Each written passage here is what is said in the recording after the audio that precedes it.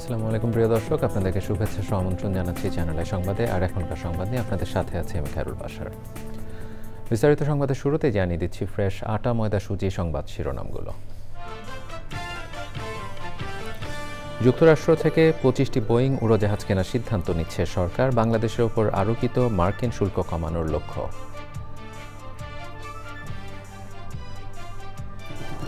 বৈষম্য বিরোধী ছাত্র আন্দোলনের নেতাকর্মীদের চাঁদাবাজির ঘটনায় সব কমিটির কার্যক্রম স্থগিত। গ্রেপ্তার 4 জন 7 দিনের রিমান্ডে ও 1 জন কারাগারে।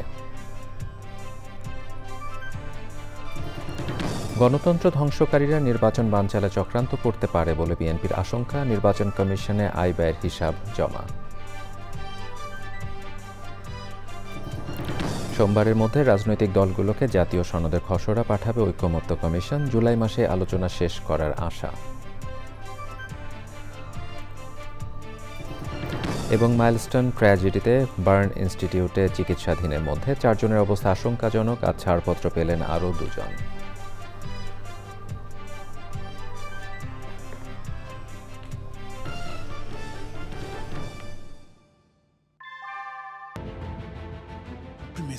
Inbuilt German technology, Bangladesh's first thermix rod, Salam Steel Thermax. প্রিয় দর্শক, এতক্ষণ সংবাদ শিরোনামগুলো জানাছিলাম। এখনকার সংবাদ আয়োজন একই সঙ্গে চ্যানেলের ইউটিউব চ্যানেল এবং চ্যানেলের ওটিটি প্ল্যাটফর্ম আইস্ক্রিনে লাইভ স্ট্রিমিং হচ্ছে। এবারে নিয়ে যাচ্ছি বিস্তারিত আয়োজনে। বোয়িংয়ের 25টি উড়োজাহাজ কেনার প্রস্তাব দিয়েছে বাংলাদেশ। যুক্তরাষ্ট্রের সাথে বাণিজ্য ঘাটতি কমিয়ে আনতে এই উদ্যোগ নেওয়া হচ্ছে। বাণিজ্য সচিব হাবিবুর রহমানের আশা, ভিয়েতনাম ও ভারতের চেয়ে বাংলাদেশের জন্য কম শুল্ক নির্ধারণ করবে যুক্তরাষ্ট্র। চলমান বাণিজ্য আলোচনায় অংশ হিসেবে যুক্তরাষ্ট্রে 29-30 জুলাই তৃতীয় দফায় সরাসরি বৈঠক হতে যাচ্ছে। বিস্তারিত জানাচ্ছেন রফিকুল বাশার। যুক্তরাষ্ট্রের সাথে বাণিজ্য ঘাটতি কমিয়ে আনতে বোয়িং এর 25টি উড়োজাহাজ কেনার প্রস্তাব দিয়েছে বাংলাদেশ। একই সাথে আমদানি বাড়ানো হবে গম, তুলা, সয়াবিন, এলএনজি ও এলপিজির। বাণিজ্য ঘাটতি অর্ধেক কমাতে যুক্তরাষ্ট্র থেকে আগামী 2 বছরে $3 বিলিয়ন পণ্য আমদানি করার উদ্যোগ নেওয়া হয়েছে। যুক্তরাষ্ট্রের সাথে তৃতীয় দফা আলোচনায় অংশ নিতে যাওয়ার আগে সাংবাদিকদের বিভিন্ন প্রশ্নের উত্তর দেন বাণিজ্য সচিব। এই রেসিপ্রোকাল ট্যারিফ ইস্যুতে আমরা আবার নতুন করে তাদেরকে এই আদেশগুলো, আগে 14টা ছিল, পরে 25টা করেছি। দেখেন, বাণিজ্য ঘাটতিতে এই যে ক্রয়, এগুলো হলো আমাদের প্রমিস যে আমরা এগুলো কিনবো, আমরা এগুলো কিনে বাণিজ্য ঘাটতি কমাবো। কিন্তু চুক্তিতে তো ডেফিনেটলি কিছু নন ট্যারিফ ইস্যুস থাকে, কিছু ট্যারিফ ইস্যুস থাকে। আমদানিতে কিছুটা দাম বাড়লেও খাদ্য নিরাপত্তা নিশ্চিতে যুক্তরাষ্ট্রের উপর নির্ভরতা দীর্ঘমেয়াদে ভালো হবে বলে মন্তব্য করেন বাণিজ্য সচিব। রেড সি এরিয়ায় কিছু ভোলাটিলিটি তৈরি হয়েছে, সেখানে বিবাদের কারণে, বিবাদমান গ্রুপের কারণে সেই সাপ্লাইটা কিন্তু আপনার আগের মতন ওই নিরুপদ্রব নাই।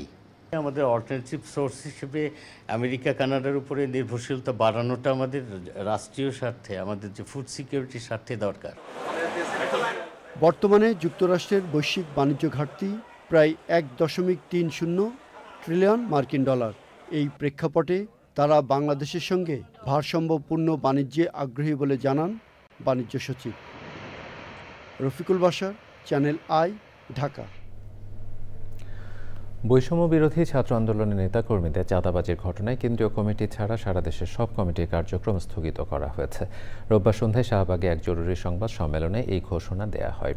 সাবেক সমন্বয়ক ও বৈষম্য বিরোধী ছাত্র আন্দোলনের কেন্দ্রীয় কমিটির সভাপতি রিফাত রশিদ এই ঘোষণা দেন। কেউ বৈষম্য বিরোধী ছাত্র আন্দোলনের প্ল্যাটফর্মকে ব্যবহার করে অপকর্ম করলে তার বিরুদ্ধে আইনশৃঙ্খলা বাহিনীকে ব্যবস্থা নেওয়ারও আহ্বান জানান তিনি। সংবাদ সম্মেলনে বৈষম্য বিরোধী ছাত্র আন্দোলনের কেন্দ্রীয় কমিটির সাধারণ সম্পাদক হাসান ইমাম সহ অন্য সদস্যরা উপস্থিত ছিলেন।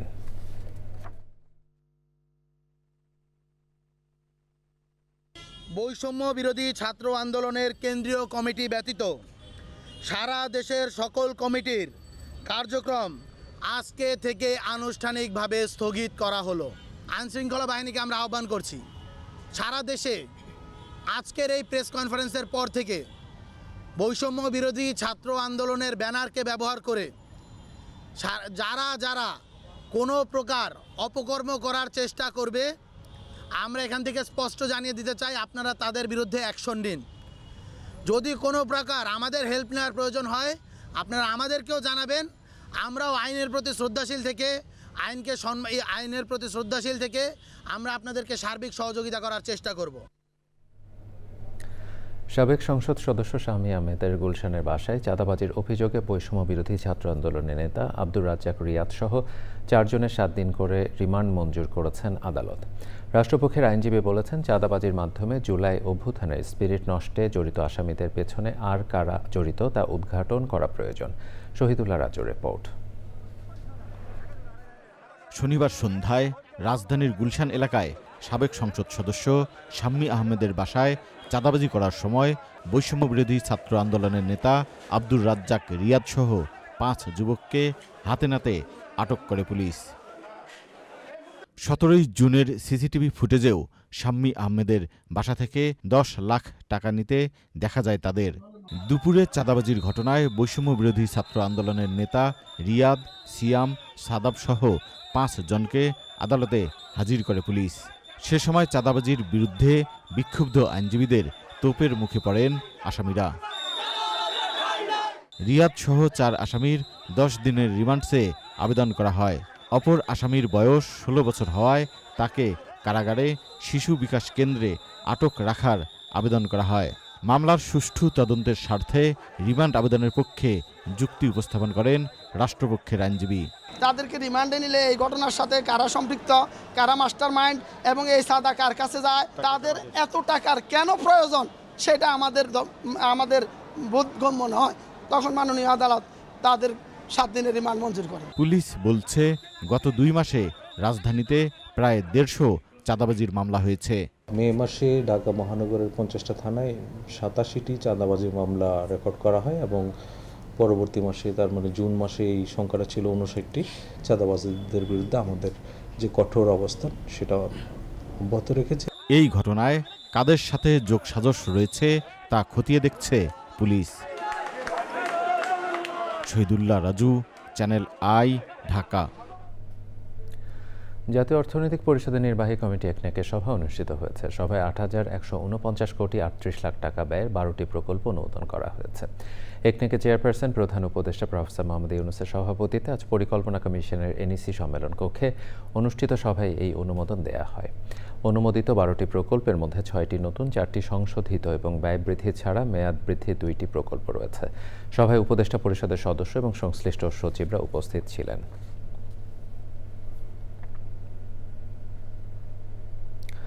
বাংলাদেশের আসিয়ান সদস্যপদ লাভের জন্য মালয়েশিয়ার সমর্থন কামনা করেছেন প্রধান উপদেষ্টা প্রফেসর মোহাম্মদ ইউনূস। মালয়েশিয়ার পিপলস জাস্টিস পার্টির ভাইস প্রেসিডেন্ট এবং দেশটির প্রধানমন্ত্রী আনোয়ার ইব্রাহিমের কন্যা নুরুল ইজ্জাজ সহ আনোয়ার রাষ্ট্রীয় অতিথি ভবন যমুনায় প্রধান উপদেষ্টার সঙ্গে সাক্ষাৎ করলে তিনি এই আহ্বান জানান। নুরুল ইজ্জাহ ঢাকার মাইলস্টোন স্কুল অ্যান্ড কলেজে সাম্প্রতিক যুদ্ধবিমান দুর্ঘটনার জন্য তার দেশের পক্ষ থেকে শোক প্রকাশ করেন। পরে ঢাকায় নবনিযুক্ত সৌদি রাষ্ট্রদূত ডক্টর আবদুল্লাহ জাফর বিন আরবিয়া প্রধান উপদেষ্টা অধ্যাপক মোহাম্মদ ইউনূসের সঙ্গে সৌজন্য সাক্ষাৎ করেন। সৌদি রাষ্ট্রদূত জানান, বাংলাদেশের বিভিন্ন শহরে একটি করে আরবি ভাষা ইনস্টিটিউট এবং 8টি মসজিদ নির্মাণের জন্য $20 মিলিয়ন বরাদ্দ দিয়েছে তার সরকার। পরে সিঙ্গাপুর, চীন এবং ভারতের 21 জন চিকিৎসক এবং নার্সের একটি প্রতিনিধি দল প্রধান উপদেষ্টার সঙ্গে সাক্ষাৎ করেন। মাইলস্টোন স্কুল অ্যান্ড কলেজের সাম্প্রতিক বিমান দুর্ঘটনায় আহতদের বিশেষ স্বাস্থ্যসেবা প্রদানের জন্য আন্তর্জাতিক মেডিকেল টিমকে ধন্যবাদ জানান প্রধান উপদেষ্টা। বিএনপির সিনিয়র যুগ্ম মহাসচিব রুহুল কবির রিজভী বলেছেন, যারা গণতন্ত্রকে ধ্বংস করেছিল তারা নির্বাচন বানচালে চক্রান্ত করতে পারে, সেগুলো সরকারকে মোকাবেলা করতে হবে। সকালে নির্বাচন ভবনে ইসি সচিবের কাছে বিএনপির 2024 সালের অডিট রিপোর্ট জমা দিয়ে তিনি বলেন, অতীতে মেরুদণ্ডহীন ব্যক্তিদের ইসিতে নিয়োগ দিয়ে কারচুপি নির্বাচন করেছে আওয়ামী লীগ। গত বছর বিএনপির 15,65,94,842 টাকা আয়ের বিপরীতে ব্যয় দেখানো হয়েছে 4,80,04,820 টাকা। 2023 সালে বিএনপি আয় দেখিয়েছিল 1,10,80,151 টাকা। সে বছর ব্যয় ছিল 3,65,23,970 টাকা। বর্তমান ইসি সুষ্ঠু নির্বাচন করবে বলে প্রত্যাশার কথা জানায় বিএনপি।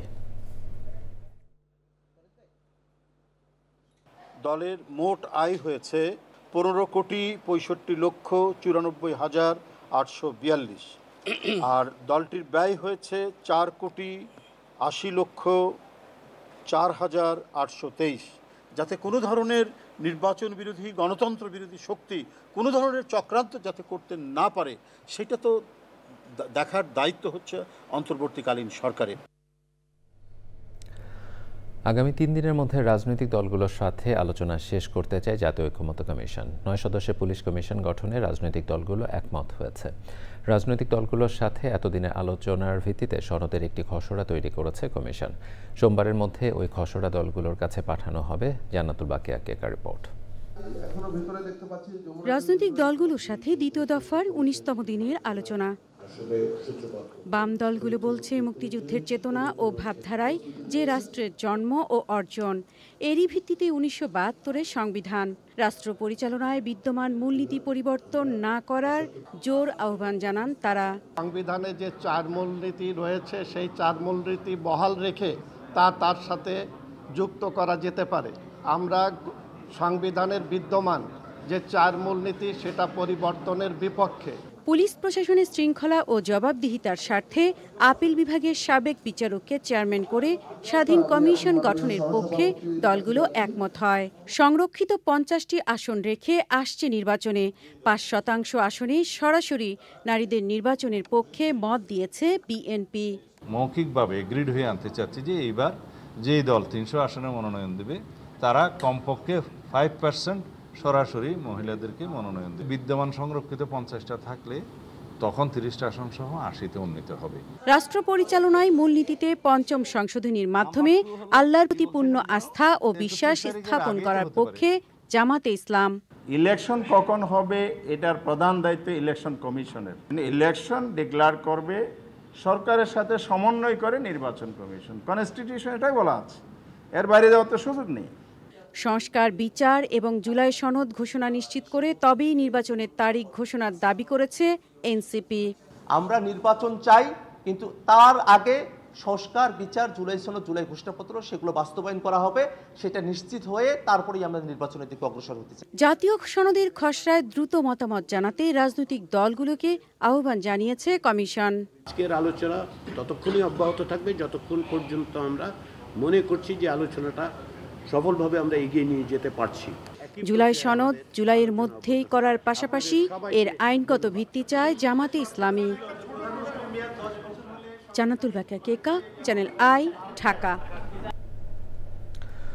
নির্বাচনের তারিখ ঘোষণার জন্য সরাসরি নির্বাচন কমিশনকে প্রধান উপদেষ্টা তাগিদ দেবেন বলে আশা করছেন বিএনপির নেতা সালাউদ্দিন আহমেদ। সরকার নির্বাচন কমিশনকে না বললে নির্বাচন কমিশন তা আমলে নেবে কেন বলে মন্তব্য করেন তিনি।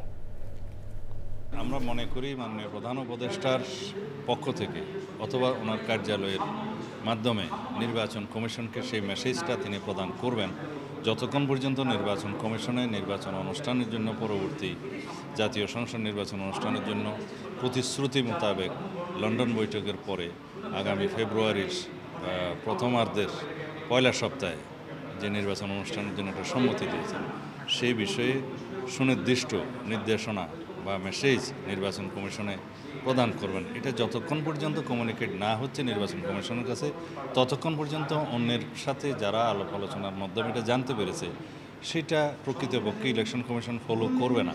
ইলেকশন কমিশন সেটাই অনুসরণ করবে যেটা প্রধান উপদেষ্টার পক্ষ থেকে অফিসিয়ালি সেই মেসেজটা যাবে, সেটা আমরা আশা করি সেটা তিনি দেবেন। পদ্মা ব্যারেজ ও দ্বিতীয় পদ্মা সেতু নির্মাণে রাজনৈতিক অঙ্গীকার সবচেয়ে জরুরি বলে মন্তব্য করেছেন বিএনপির মহাসচিব মির্জা ফখরুল ইসলাম আলমগীর। যেভাবে জাতীয় ঐক্য তৈরি হয়েছে সেভাবে চলতে পারলে গণতান্ত্রিক উপায়ে এগিয়ে যাওয়া সম্ভব বলেও মনে করেন তিনি।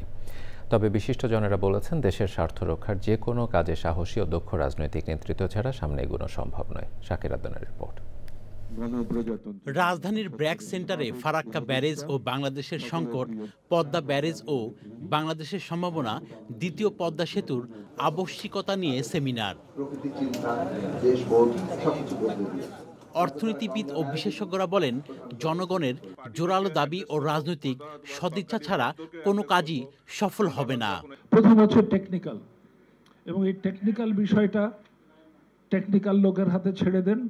দ্বিতীয় হচ্ছে ইকোনমিক, তৃতীয় হচ্ছে ফাইন্যান্সিয়াল। এই টাকাটা যে দেশ ব্যবহার করবে তাদের সক্ষমতা আছে কিনা এটা ম্যানেজ করার। ভারতের সাথে এখনো 50টির উপর অভিন্ন নদী আমাদের রয়ে গেছে। এইগুলি নিয়ে কথা হয়েছে, কাজ হয়নি। আমি প্রত্যাশা করব নতুন সরকার এই অমীমাংসিত বাদবাকি নদীর ন্যায্য হিস্সা পাওয়ার ক্ষেত্রেও তারা যথোপযুক্ত পদক্ষেপ নেবে। নতুন একটা সম্ভাবনা আমি আজকে উপলব্ধি করছি, সে হচ্ছে রাজনীতি এবং মানুষের মধ্যে যে ধরনের সংযোগ হওয়া দরকার আগামীর বাংলাদেশের যে কাঙ্ক্ষিত বাংলাদেশ গঠনে, তার একটা নতুন সুযোগ দেখতে পাচ্ছি। আয়োজনের প্রধান অতিথি বিএনপি মহাসচিব মির্জা ফখরুল ইসলাম আলমগীর বলেন, ঐক্যবদ্ধ থাকলে সবকিছুই অর্জন করা সম্ভব। ফারাক্কা ব্যারেজ বা ফারাক্কা বাঁধ শুধু ফরিদপুর এলাকা, রাজবাড়ী এলাকার সমস্যা নয়, এটা আজকে পুরো দক্ষিণাঞ্চলের সমস্যা। সুতরাং ওই মানুষ, আপনাদের সমস্ত নাগরিকদেরকে যেটা বললেন, সেই নাগরিকদেরকে আজকে ঐক্যবদ্ধ হতে হবে। প্রতিবেশী দেশের সঙ্গে যে কোনো ইস্যু বুদ্ধিমত্তা দিয়ে আলোচনার পরামর্শ দিয়েছেন আলোচকরা। আন্তর্জাতিক বিধিবিধান তারা ধারাবাহিকভাবে তারা লঙ্ঘন করছেন। Shakir Addan, Channel I, Dhaka. জাতীয় নাগরিক পার্টির আহ্বায়ক নাহিদ ইসলাম বলেছেন, মৌলিক সংস্কারের মাধ্যমে যদি রাষ্ট্রের গুণগত পরিবর্তন জুলাই সনদ নিশ্চিত করা সম্ভব না হলে এই জুলাই সনদে সমর্থন দেবে না এনসিপি। শেরপুরে পদযাত্রা শেষে এক পদসভায় নাহিদ ইসলাম বলেন, সংসদ উচ্চকক্ষ লাগবে, একই সাথে উচ্চকক্ষ অবশ্যই পিআর পদ্ধতিতে হতে হবে। জুলাই ঘোষণাপত্র জারি করে তার নতুন সংবিধানে অন্তর্ভুক্ত করতে হবে, তা না হলে 5ই অগাস্টের পর থেকে কোনো সুযোগ দেবে না জাতীয় নাগরিক পার্টি।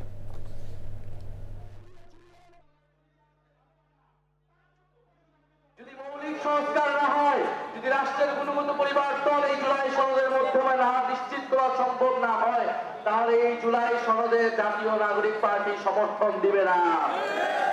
আমরা আরো বলতে চাই যে জুলাই সনদের পাশাপাশি জুলাই ঘোষণাপত্র ছাত্র জনতার দাবি ছিল, কিন্তু সরকার বারবার এই দাবিকে উপেক্ষা করেছে। কিন্তু এবার 3রা আগস্ট সেই দাবি উপেক্ষা করার কোনো সুযোগ আমরা দেব না।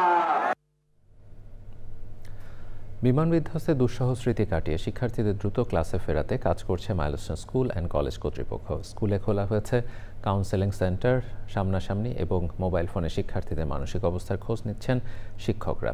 শিশুদের স্বাভাবিক জীবনে ফেরাতে অভিভাবকরাও ভূমিকা পালন করছেন। সাদিমা আহমদের রিপোর্ট। বিমান দুর্ঘটনার পর এখনও শোকের আবহ উত্তরার মাইলস্টোন স্কুল অ্যান্ড কলেজে। শিক্ষা কার্যক্রম চালু না থাকলেও আহত শিশুদের নিয়ে অনেকেই আসছেন দুর্ঘটনার দিন রেখে যাওয়া স্কুল ব্যাগ এবং অন্যান্য জিনিসপত্র নিতে।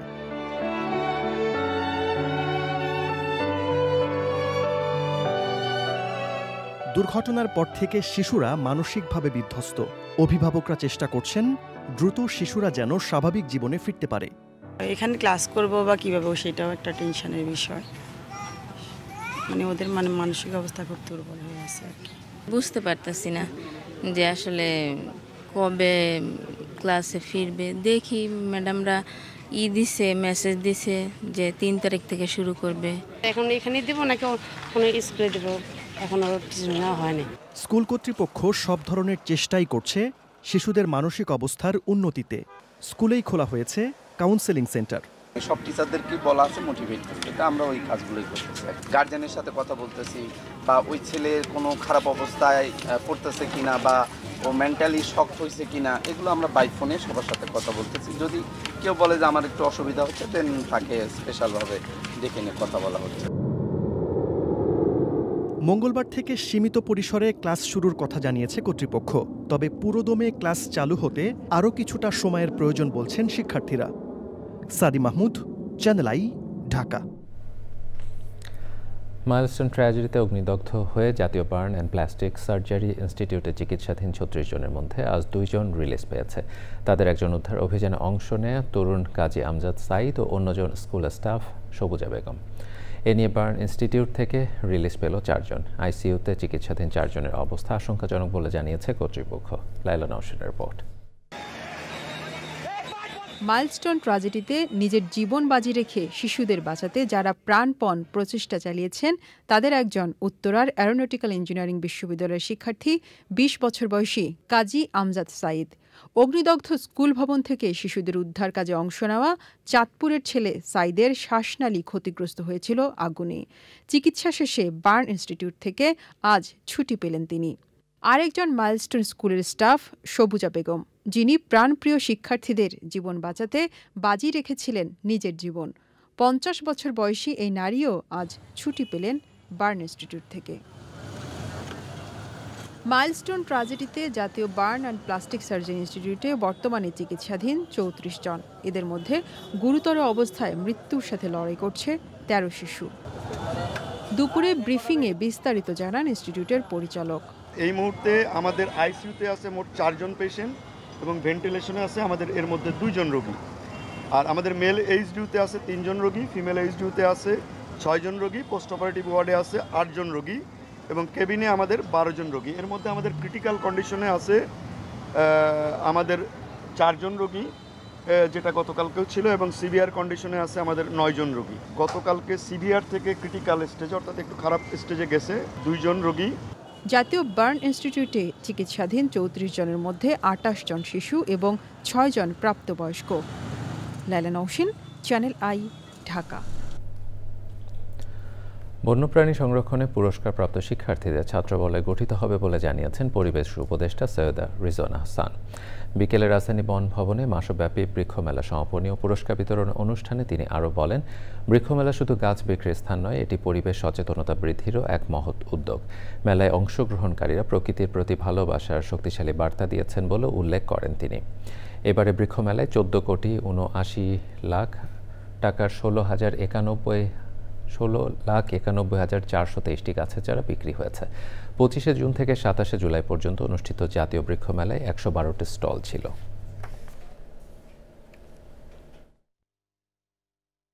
এই যে মানুষকে গাছের সাথে, প্রকৃতির সাথে পরিচয় করিয়ে দেওয়ার গুরুদায়িত্বটা পালন করে দিয়ে যাচ্ছে আপনাদের জন্য। আসলে আপনারা জনগণের সাথে পরিবেশের একটা সরাসরি সম্পর্ক স্থাপন করেন। আপনাদের কাছে একটা স্বনির্বন্ধ অনুরোধ থাকবে, আপনারা নিজেরাও আর পলিথিন শপিং ব্যাগ ব্যবহার করবেন না এবং এর পরের বারের বৃক্ষ মেলায় বা আপনাদের নার্সারিতে পলিথিন শপিং ব্যাগে যদি আপনারা চারাটা দেন তাহলে পরিবেশের সাথে এটা সাংঘর্ষিক হয়ে যাচ্ছে। তো এইটা আমাদেরকে অবশ্যই পরিহার করতে হবে। প্রয়াত চিত্রনায়ক জসিমের ছেলে ও জনপ্রিয় রক ব্যান্ড ওয়ান্ডার ভোকালিস্ট একে রাতুল মারা গেছেন। ইন্না লিল্লাহি ওয়া ইন্না ইলাইহি রাজিউন। বিকেলে রাজধানীর একটি ব্যায়ামাগারে হৃদরোগে আক্রান্ত হওয়ার পর একটি বেসরকারি হাসপাতালে তাকে নেওয়া হলে চিকিৎসকরা মৃত ঘোষণা করেন। গায়কের এমন অকাল মৃত্যু কোনোভাবে মেনে নিতে পারছেন না তার সহশিল্পীরা। শুধু গায়ক হিসেবেই নয়, একে রাতুল ছিলেন একজন অসাধারণ প্রযোজক। বাদ এশা উত্তর বড় মসজিদে তার নামাজে জানাজা অনুষ্ঠিত হবে। আগামীকাল বনানী কবরস্থানে বাবার কবরের পাশে তাকে সমাহিত করা হবে।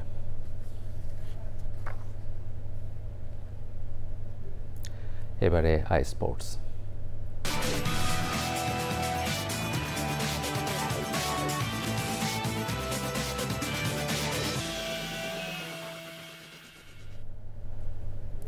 খেলাধুলার সব আপডেট নিয়ে স্পোর্টসে আছেন রাহুল রয়। যাচ্ছি তার কাছে। রাহুল। বাসার আপনাকে ধন্যবাদ। দর্শক সবাইকে স্বাগত আজকের আই স্পোর্টসে। 5 বছরের চুক্তিতে সুইডিশ ফুটবলার ভিক্টর গিওকেরেসকে দলে ভিড়িয়েছে English club Arsenal. Portuguese club Sporting লিসবনের কাছ থেকে ভিক্টরকে কিনতে আর্সেনালকে খরচ করতে হয়েছে 1053 কোটি 84 লাখ টাকা, যা কোচ মিকেল আর্তেতার অধীনে আর্সেনালের চতুর্থ দামি ট্রান্সফার চুক্তি। নিজেদের ওয়েবসাইট ও সামাজিক যোগাযোগ মাধ্যমে তাকে দলে ফেরানোর বিষয়টি নিশ্চিত করেছে আর্সেনাল। 2024-25 মৌসুমে লিসবনের হয়ে 52 ম্যাচে 54 গোল করেন গিউকেরেস। 2025-26 মৌসুম শুরুর আগে এ নিয়ে মোট 6 জন খেলোয়াড় কিনল আর্সেনাল। গিউকেরেসের সঙ্গে 2030 সালের জুন পর্যন্ত চুক্তি করেছে ক্লাবটি। দর্শক, এই খবর দিয়ে শেষ করবো আজকের আই স্পোর্টস। ফিরে যাচ্ছি বাশারের কাছে। ধন্যবাদ রাহুল। এবারে অন্যান্য সংবাদ। গানের ডালির মিউজিক স্টোরের প্রতিষ্ঠাতা সৈয়দ মানিকের স্মরণে 28 জুলাই সোমবার বাদ মাগরিব দোয়া মাহফিল অনুষ্ঠিত হবে। মিরপুর 11 পল্লবীতে তার নিজ বাসভবনে দোয়া মাহফিলের আয়োজন করা হয়েছে। গত শুক্রবার দুপুরে নিজ বাসভবনে তিনি মারা যান। তার বয়স হয়েছিল 77 বছর। প্রিয় দর্শক, সংবাদের পর্যায়ে নিচ্ছে একটি বিরতি। বিরতির পরে দেখবেন গ্রিসে দাবানলে এথেন্সের পাশের এলাকা ছেড়ে নিরাপদে হাজারো বাসিন্দা। তীব্র তাপদাহে দেশটিতে জরুরি অবস্থা জারি।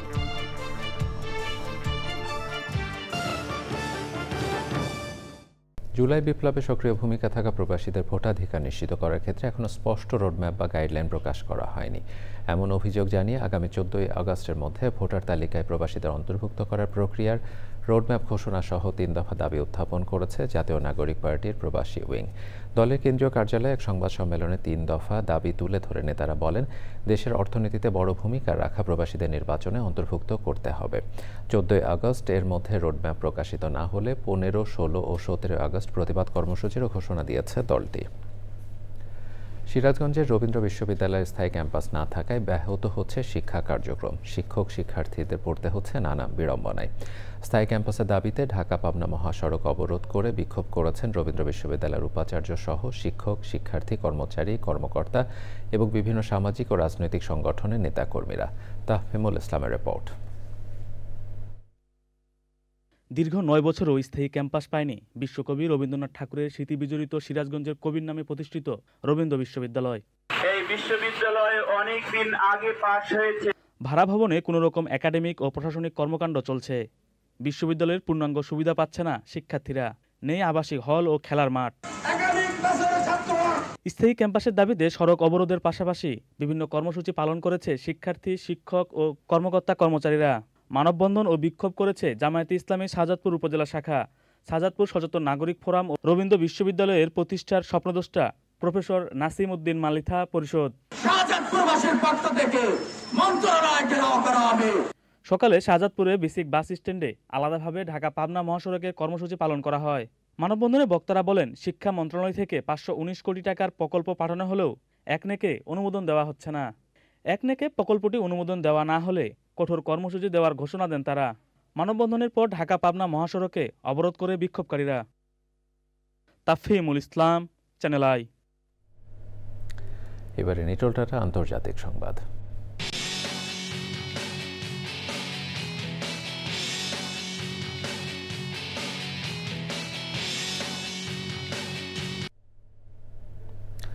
ভয়াবহ দাবানলে কবলে পড়েছে ইউরোপের দেশ গ্রিস। একই সাথে দেশটির 5টি অঞ্চলে দাবানলের শিকার হয়েছে। রাজধানী এথেন্স থেকে 30 কিলোমিটার উত্তরের একটি এলাকার বাসিন্দাদের নিরাপদ স্থানে সরিয়ে নেওয়া হচ্ছে। তীব্র তাপদাহের কারণে দেশটিতে জরুরি অবস্থা জারি করা হয়েছে। আবহাওয়াবিদরা জানিয়েছেন, চলতি সপ্তাহে তাপমাত্রা 44 ডিগ্রি সেলসিয়াস পর্যন্ত পৌঁছতে পারে এবং সপ্তাহ জুড়ে তাপপ্রবাহ অব্যাহত থাকবে। তীব্র গরম আর প্রবল বাতাস মিলে দাবানল ভয়াবহ হয়ে উঠেছে।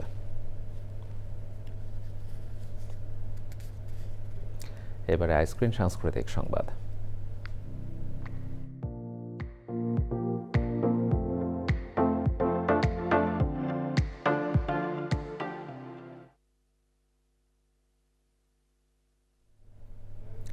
চব্বিশে গণ অভ্যুত্থানের সময় 26শে জুলাই কারফিউ ভাঙার গানের মিছিল স্মরণে অনুষ্ঠিত হলো নতুন সাংস্কৃতিক সংগঠনের আত্মপ্রকাশ আয়োজন। বিকেলে টিএফসিতে সমাজতান্ত্রিক ছাত্রফ্রন্ট আয়োজিত এই অনুষ্ঠানে কোরাস নামে নতুন সংগঠন আত্মপ্রকাশ করে। আয়োজনের উদ্বোধন করেন শহীদ শফিক উদ্দিন আহমেদ আহনাফের মা জারতাস পারভিন। ভিন্ন মতের উপর আক্রমণ বন্ধ করতে সরকারের কাছে দাবি জানায় সংগঠনটি।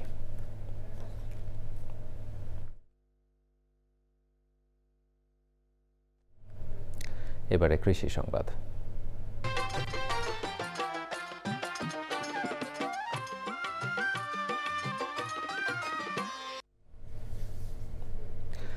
শখের বসে 2014 সালে আফ্রিকা থেকে অ্যাভোকাডোর 5টি বীজ এনে নিজ বাড়ি আঙিনায় রোপণ করেন Ashrafuzzaman Tito.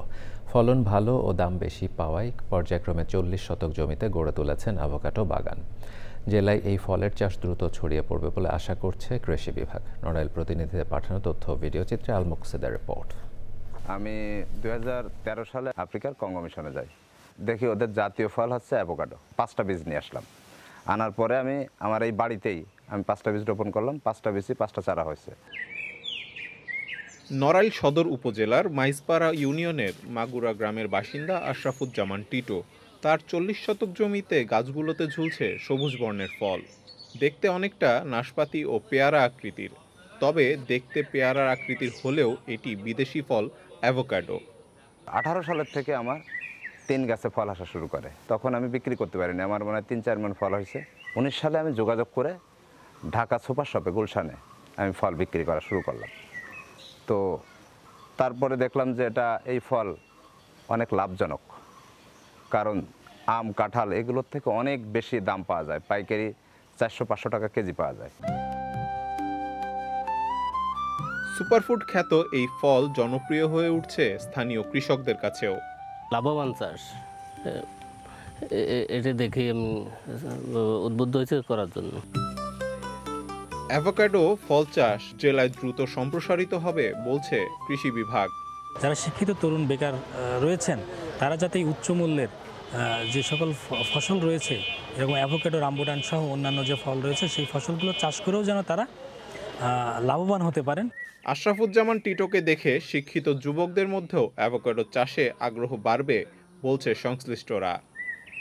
Al মুকসিদ, channel I. এবারে প্রকৃতি সংবাদ।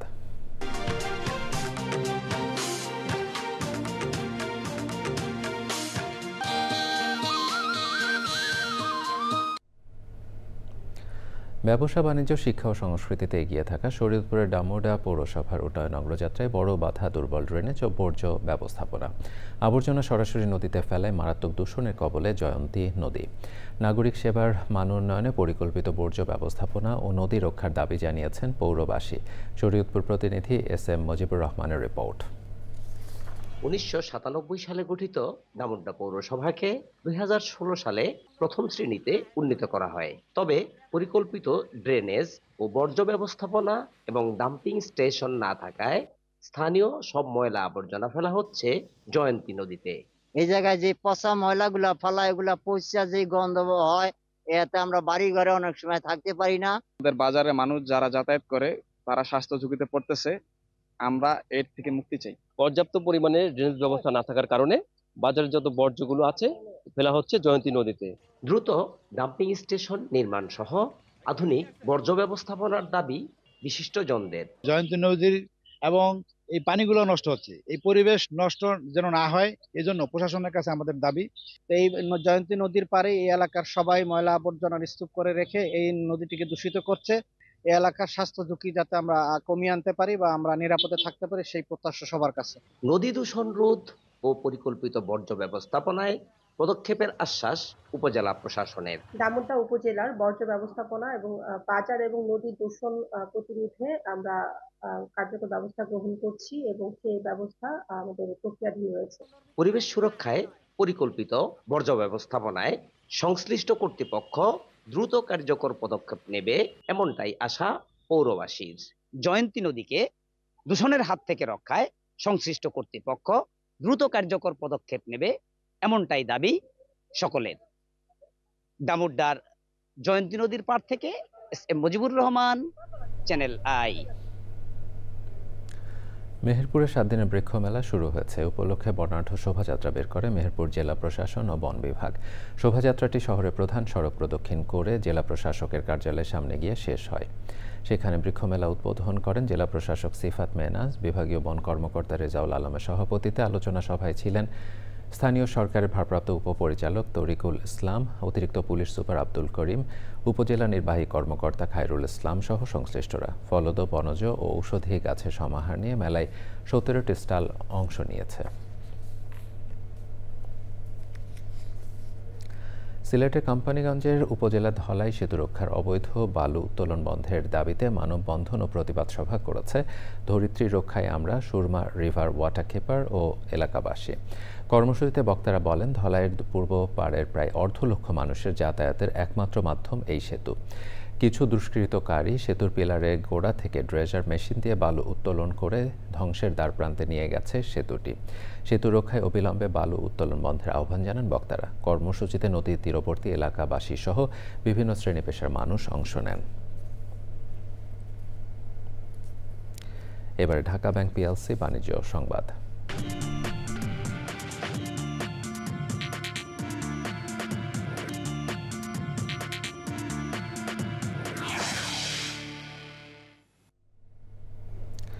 অত্যাধুনিক প্রযুক্তি ভিত্তিক সেবা নিয়ে এনআরবি ব্যাংকের প্রিন্সিপাল শাখা নতুন ঠিকানায় বর্ণাঢ্য আয়োজনে উদ্বোধন হলো এনআরবি ব্যাংক পিএলসির নতুন শাখার। রাজধানী গুলশানে বিটিআই টাওয়ার ভবনে নতুন এই শাখার উদ্বোধন হয়। সবাইকে স্বাগত জানিয়ে ব্যাংকের চেয়ারম্যান ইকবাল আহমেদ বলেন, এই স্থানান্তর শুধুই একটি নতুন ঠিকানায় যাওয়া নয়, বরং এটি একটি নতুন সম্ভাবনার দুয়ার উন্মোচন। প্রতিষ্ঠা লগ্ন থেকেই এই ব্যাংক দুর্বার গতিতে এগিয়ে চলেছে বলে জানান তিনি। বর্তমান সময়ে ব্যাংকিং খাত একটি বিরাট চ্যালেঞ্জের মধ্য দিয়ে যাচ্ছে। এসব কিছুর মাঝেও ক্লায়েন্টদের আগের মতোই সেবা দিয়ে যাচ্ছে এনআরবি ব্যাংক। অনুষ্ঠানে আরও উপস্থিত ছিলেন ব্যাংকের অডিট কমিটির চেয়ারম্যান একেএম মিজানুর রহমান সহ অন্যরা। প্রিয় দর্শক, সংবাদের এরপর আবারও নিচ্ছে একটি বিরতি। বিরতির পরে দেখবেন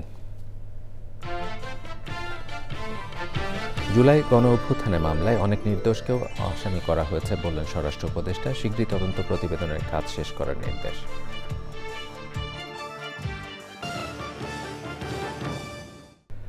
স্বরাষ্ট্র উপদেষ্টা অবসরপ্রাপ্ত লেফটেন্যান্ট জেনারেল জাহাঙ্গীর আলম চৌধুরী বলেছেন, জুলাই গণ অভ্যুত্থানের ঘটনায় দায়ের হওয়া মামলায় অনেক নির্দোষকেও আসামি করা হয়েছে।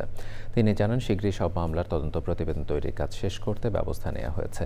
একই অনুষ্ঠানে যোগ দিয়ে শিল্প, গৃহায়ন ও গণপূর্ত মন্ত্রণালয়ের উপদেষ্টা আদিলুর রহমান খান বলেছেন, ফ্যাসিবাদের পতন ও 15.5 বছরের ঘটনাগুলোকে সামনে রেখে সরকার কাজ করে যাচ্ছে। বিকেলে মুন্সিগঞ্জ জেলায় জুলাই শহীদ স্মৃতিস্তম্ভ আনুষ্ঠানিক উদ্বোধন শেষে সাংবাদিকদের তিনি এসব কথা বলেন। এ সময় ঢাকা রেঞ্জের ডিআইজি রেজাউল করিম মল্লিক, মুন্সিগঞ্জ জেলা প্রশাসক ফাতেমাতুজ জান্নাত ও পুলিশ সুপার মোহাম্মদ শামসুল আলম সরকার সহ অন্যরা উপস্থিত ছিলেন। অনেকেই যারা নির্দোষ তাদেরও আসামি করে হয়েছে। যেখানে হয়তো একটা ঘটনা ঘটছে, এখানে হয়তো 20 জন আসামি হওয়ার কথা ছিল, ওখানে 200 আসামি দেওয়া। এই জন্য কিন্তু এটা ইনভেস্টিগেশন করতে একটু দেরি হয়ে যাচ্ছে। তারা যে এটার জন্য সংগ্রাম করেছিলেন বাংলাদেশের মানুষের মুক্তির জন্য, সেই কাজ আমরা যেন বাস্তবায়ন করতে পারি, সেই লক্ষ্যেই আমরা চেষ্টা করছি। চট্টগ্রাম সিটি কর্পোরেশনের মেয়র ডাক্তার শাহাদাত হোসেন বলেছেন, বর্ষা মৌসুমে চট্টগ্রাম শহরে চিকুনগুনিয়ার প্রভাব ডেঙ্গুর তুলনায় অনেক বেশি। তাই ডেঙ্গু, চিকুনগুনিয়া ও অন্যান্য স্বাস্থ্য ঝুঁকি মোকাবেলায় 100 দিনের বিশেষ মশক নিধন ক্র্যাশ প্রোগ্রাম শুরু করা হয়েছে। সম্প্রতি কানাডা সফর শেষে নগরীর সার্বিক উন্নয়ন, আন্তর্জাতিক সহযোগিতা ও ভবিষ্যৎ পরিকল্পনা নিয়ে সংবাদ সম্মেলনে সিটি মেয়র এসব কথা বলেন। সংবাদ সম্মেলনে সিটি কর্পোরেশনের সচিব মোহাম্মদ আশরাফুল আলিম, প্রধান প্রকৌশলী মোহাম্মদ ফরহাদুল আলম সহ অন্যরা উপস্থিত ছিলেন। বলেন, ইউকে বলেন, সবার একটা জায়গায় দৃষ্টি, সেটা হচ্ছে waste to energy, that is electricity. তারা সবাই বলতে যাচ্ছে যে আমরা 50 থেকে 60 মেগাওয়াটের একটা আমরা বিদ্যুৎ কেন্দ্র করব। সেখানে তারা আমাদেরকে নির্ধারণ করে দিয়েছে minimum 2000 metric ton per day আমাদেরকে ময়লা দিতে হবে। কিন্তু আপনাদেরকে আমি আশাবাদ ব্যক্ত করতে চাই, আমরা চট্টগ্রাম শহরে প্রতিদিন 3000 মেট্রিক টন ময়লা আমাদের উৎপাদন হয়। ইউনিভার্সিটি অব এশিয়া প্যাসিফিক ইউএপির 11তম সমাবর্তন অনুষ্ঠিত হয়েছে। অনুষ্ঠানে সভাপতিত্ব করে রাষ্ট্রপতির পক্ষ থেকে স্নাতকদের মাঝে সনদ বিতরণ করেন প্রাথমিক ও গণশিক্ষা মন্ত্রণালয়ের উপদেষ্টা অধ্যাপক ডক্টর বিধান রঞ্জন রায় পোদ্দার। সমাবর্তনে বিশেষ অতিথি ছিলেন বিশ্ববিদ্যালয় মঞ্জুরি কমিশনের চেয়ারম্যান অধ্যাপক ডক্টর এস.এম.এ ফায়েজ। সমাবর্তন বক্তা ছিলেন তথ্য প্রযুক্তি ব্যক্তিত্ব ইঞ্জিনিয়ার মোহাম্মদ এনায়েতুর রহমান। সমাবর্তনে মালয়েশিয়ার সাবেক প্রধানমন্ত্রী ডক্টর মাহাতির মোহাম্মদের ভিডিও বার্তা প্রদান করেন। বক্তৃতা করেন বিশ্ববিদ্যালয়ের ট্রাস্টি বোর্ডের চেয়ারপারসন স্থপতি মাহবুবা হক নবীন, ইউএপির উপাচার্য অধ্যাপক ডক্টর কামরুল আহসান সহ অন্যরা।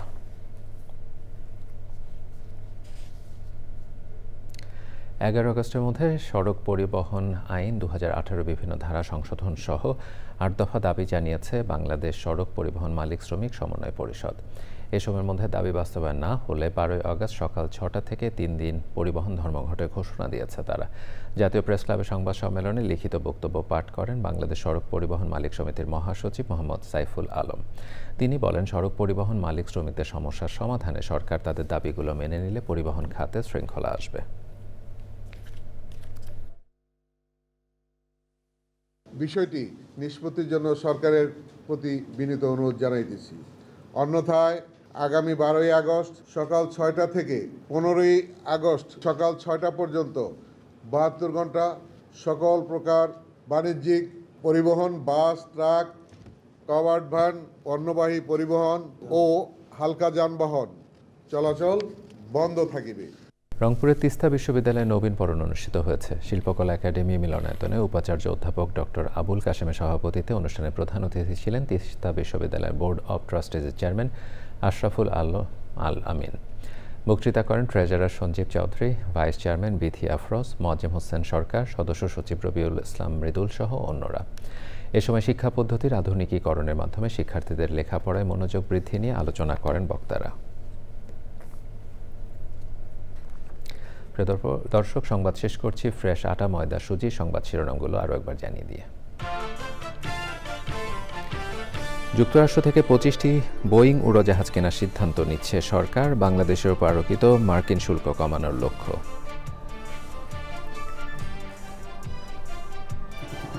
বৈষম্য বিরোধী ছাত্র আন্দোলনের নেতাকর্মীদের চাঁদাবাজির ঘটনায় সব কমিটির কার্যক্রম স্থগিত। গ্রেপ্তার 4 জন, 7 দিনের রিমান্ডে ও 1 জন কারাগারে। গণতন্ত্র ধ্বংসকারীরা নির্বাচন বানচালে চক্রান্ত করতে পারে বিএনপির আশঙ্কা। নির্বাচন কমিশনে আয় ব্যয়ের হিসাব জমা। সোমবারের মধ্যে রাজনৈতিক দলগুলোকে জাতীয় সনদের খসড়া পাঠাবে ঐকমত্য কমিশন। জুলাই মাসে আলোচনা শেষ করার আশা। এবং মাইলস্টোন ট্র্যাজেডিতে বার্ন ইনস্টিটিউটে চিকিৎসাধীনের মধ্যে 4 জনের অবস্থা আশঙ্কাজনক। আজ ছাড়পত্র পেলেন আরও 2 জন।